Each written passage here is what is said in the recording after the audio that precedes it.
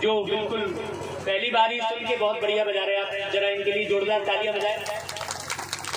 और हमारे माइक वाले भैया के लिए भी, हम इतनी जगह जाते हैं, कभी माइक पू तो पू ऐसा करता रहेगा तो चीख मारेगा, तो कभी कम हो जाएगा तो कभी ज्यादा हो जाएगा, लेकिन यहाँ का माइक एकदम बढ़िया काम कर रहा है। तो आप लोग बढ़िया ताली बजाकर इनका उत्साहवर्धन करें, जरा अच्छे से बजाए गई ताली, ताकि आपके ताली की आवाज अच्छे से वीडियो में आए तो लोगों को पता चले भाई है। तो दिति और अदिति मतलब आपके जो भाव हैं उनका विवाह किससे कर दो आप? कश्यप ऋषि मुनियों के साथ अपने भावों को जोड़ दो। जब ऋषि के साथ भावों को जोड़ेंगे तो अदिति रूपी भाव, जिसे कन्या के रूप में दिखाया है, जिसे दक्ष प्रजापति की बेटी के रूप में दिखाया है, तब अदिति के भाव से आपको आपके ये पांचों देव कंट्रोल में होंगे। कौन कौन से देव? सूर्य देव, चंद्र देव, जल देव, वायु देव, है ना, ये कंट्रोल में होंगे। आपका ये शरीर कितने तत्वों से बना है? देखिए कथा किस प्रकार से आपको ज्ञान की ओर ले चल रही है, आप जरा ध्यान से सुनना। कथा कितनी गहरी है और कितनी मार्मिक है, जिसमें कितना गहरा रहस्य छुपा हुआ है। जब आप अदिति के भाव से जीवन जीते हैं तो आपका शरीर भी स्वस्थ हो जाता है, और जब दिति के भाव से जीवन जीते हैं तो आपका चेहरा भी राक्षस जैसा हो जाता है, और घर में कलह होती है, और देवी देवता और देवियां सब रुष्ट होती है। बहुत अच्छे से समझो। तो अदिति के भाव को मैं स्पष्ट कर रहा हूं। अदिति कौन है? राजा कश्यप माने ऋषि कश्यप की। अब सोचो कि एक राजा अपनी बेटियों का विवाह कहां कर रहा है? राजा से नहीं कर रहा है। क्यों नहीं कर रहा है भाई? राजा तो अपनी बेटियों का विवाह किसी राजकुमार से ही करेगा ना, ऋषि से क्यों करेगा? लेकिन वास्तव में ये देवी भागवत की जो कथा है वो कोई घटी हुई घटना नहीं है, लेकिन लोगों ने घटी हुई घटना के रूप में सुना और सुनाया। ये आपके जीवन की कहानी है मेरी मीठी माताओं। इस कथा को सुनकर आप अपने जीवन का बहुत सुंदर निर्माण कर सकते हैं। मैंने तो कर लिया। मेरा घर मंदिर की तरह है। आप सभी लोग आमंत्रित हैं मेरे घर में। आपको मैं अगले महीने पूरे उद्घाटन में सबको अभी से निमंत्रण दे रहा हूँ। आप अगले महीने हम भागवत कथा से अपना बहुत बड़े आश्रम का हम शुभारंभ करने जा रहे हैं, जहां पर माताओं बहनों को बुलाकर, जहां पर गायों की सेवा के लिए निशुल्क रहेगा, निशुल्क रहना, निशुल्क खाना, निशुल्क ज्ञान सुनना और निशुल्क शारीरिक स्वास्थ्य को पाना, ये सारा कुछ हम निशुल्क रखेंगे। उसका उद्घाटन हम दीपावली के पहले अक्टूबर में हम रायपुर में करने जा रहे हैं। एक आश्रम खुलने जा रहा है, आप लोगों को आमंत्रित कर रहे हैं, और ऐसा स्थान जहां पर आपके जीवन का पूरी तरह से सुधार होगा। केवल कथा नहीं सुनाई जाएगी आपको, कथा के मर्म को समझाया जाएगा। तो देखो, दक्ष प्रजापति राजा होते हुए भी विवाह किससे कर रहा है? कश्यप ऋषि से कर रहा है। वास्तव में हमें भी अपने भावों को सौंप देना चाहिए। भगवान को क्या सौंपना चाहिए? अपने भाव सौंप देने चाहिए। हम तो भैया जमाने भर की वस्तुएं सौंपते रहते हैं, जमाने भर की चढ़ोतरी कर रहे होते हैं, और जब भगवान के मंदिर में जाते हैं तो वहां भी घूस दे रहे होते हैं कि भगवान मेरे बेटे को परीक्षा में पास करा देना तो तुम्हें 11 नारियल का भोग चढ़ाऊंगी, तो मैं भंडारा करूंगी। ऐसे मन्नतें करते रहते। मन्नत नहीं करना है, मन को नत करना है, मन को नवाना है। मन्नत मतलब मन को आप झुकाइए, मन को आप दिति मत बनाइए, मन को अदिति बनाइए। तो शरीर आपका कितने तत्वों से बना है? जरा विचार करो जरा। कॉर्डलेस माइक लाए, कॉर्डलेस माइक आए, कॉर्डलेस माइक माताओं बहनों की तरफ देना। हम निर्माण की ओर बढ़ेंगे ना, निर्माण की ओर। कथा आपको क्या समझा रही है, इसे गहरे से समझेंगे आप। रोज आप सुनेंगे। कल ब्रह्मचारिणी की कथा होगी, आज हम आपको प्रथमम शैलपुत्री की तरफ ले चल रहे हैं कि शैलपुत्री का निर्माण होता कैसे है, वो दुर्गा शैलपुत्री का रूप धरती कैसे है, और वो दुर्गा है कौन, जरा अच्छे से समझ। तो उसके लिए हम पहले शरीर को समझते हैं।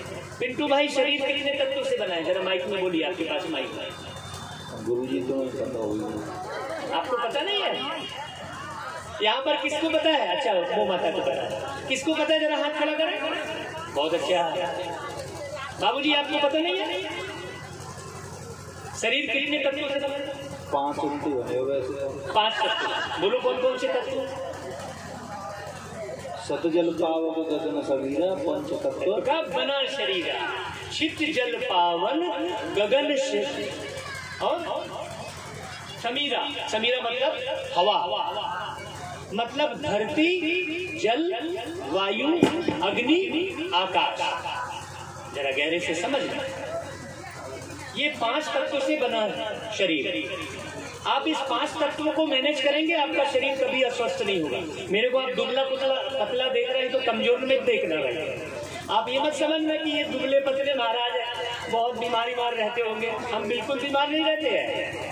कहते हैं कि दुबला देख के लड़ियो मत और मोटा देख के डरियो मत। कहते हैं ना, बजा लो तालियां, बजा लो। कहते हैं दुबला देख के लड़ियो मत और मोटा देख के डरियो मत। हम पूरे स्वस्थ हैं और सवेरे 5 बजे हम यहाँ पर बहुत सुंदर एक्सरसाइज करा रहे हैं। आप सभी माताएं यदि 5 बजे आ जाए थोड़ा 1 घंटे के लिए, सिर्फ 1 घंटे के लिए, तो आपकी सारी बीमारी इन 9 दिनों में आपकी बहुत सारी बीमारी खत्म हो जाएगी। अगर किसी को शुगर है वो अभी टेस्ट करा के माप कर ले और 9 दिन हमारी एक्सरसाइज में आने के बाद फिर शुगर का नाप कराएगा। आप खुद देख लेंगे, देखना आप उस एक्सरसाइज का चमत्कार। क्यों? क्योंकि हम जो एक्सरसाइज करा रहे हैं, शरीर में जो तत्व हैं उनको बैलेंस करना, संतुलित करना सिखाते हैं एक्सरसाइज के माध्यम, खान पान के माध्यम। हमारे परिवार में कोई बीमार नहीं पड़ता। बाजू में हमारी धर्मपत्नी बैठी है गवाह के रूप में, जो बता सकती है कि हमारे घर में किसी भी किस्म की कोई डॉक्टरी दवाई की जरूरत है ही नहीं, एक भी गोली दवाई की जरूरत नहीं। तो 5 तत्वों को समझिए। जो द्वितीय के पुत्र थे, अदिति के जो पुत्र थे 5, वो 5 तत्व आपके शरीर में हैं और वही 5 तत्व पूरे संसार में है। सूर्य जो है वो अग्नि आपके शरीर में है। बिना जठराग्नि बोलते हैं, उधर में जब तक अग्नि नहीं होगी आपका भोजन पचेगा नहीं। आपने अपनी अग्नि को कमजोर कर लिया है, इसलिए पाचन संस्थान खराब है आपका। और जब पेट खराब, आंत खराब तो दांत खराब, आंत खराब तो दांत खराब, और आंत भारी तो माथ भारी। बहुत अच्छे से समझ। जब आपका दांत खराब होता है तो आप दांत का इलाज करते हो, दांत खराब हो तो दांत का इलाज नहीं करना, आंत का इलाज करना। जैसे पेड़ के पत्ते सूखेंगे तो क्या आप पत्ते में पानी डालेंगे? क्या किसमें डालेंगे पानी? जड़ में डालेंगे ना। तो 5 तत्व से बने इस शरीर को जरा अच्छे से समझिए। मतलब अदिति के पुत्रों को समझिए कि अदिति के पुत्र कौन है, और इन 5 तत्वों को संतुलित करना सीखिए। तो अग्नि से बना एक, दूसरा जल से बना, जल पीते हो ना भाई जल। तीसरा आप सांस ले रहे हो, बिना सांस के आप 1 सेकंड भी नहीं रह सकते। आपकी नाक बंद कर दी जाए तो, नाक और मुंह बंद कर दिया जाए तो कैसा लगेगा?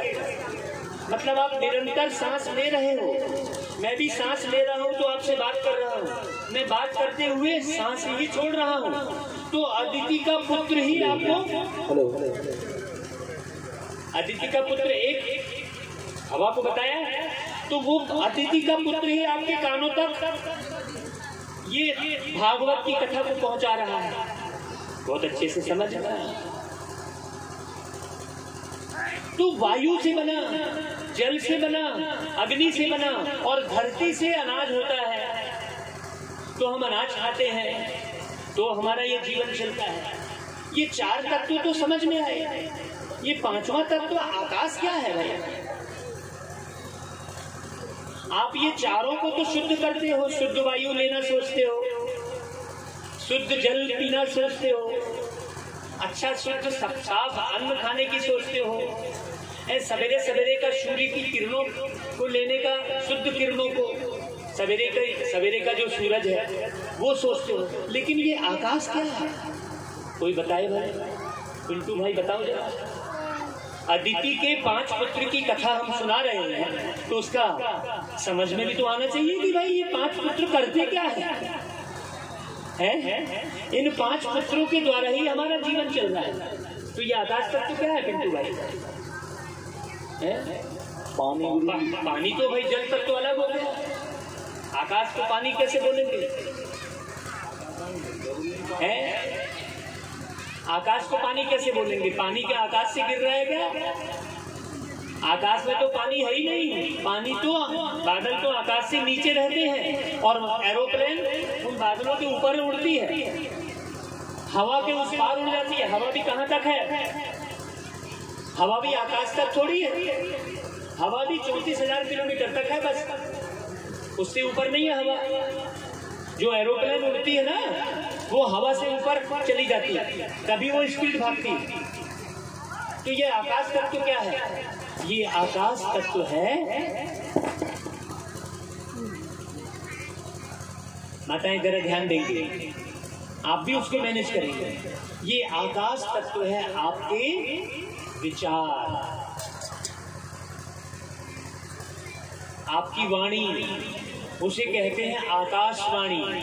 गीता में इसका वर्णन है कि कंस को आकाशवाणी हुई कि हे कंस, देवकी का 8वां पुत्र तेरा काल होगा। तो ये आकाश क्या है?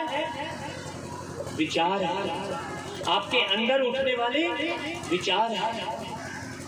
इसे अच्छी रीति समझ लो। इसको हम एक गीत सुनाते हैं, जैसा सोचोगे तुम।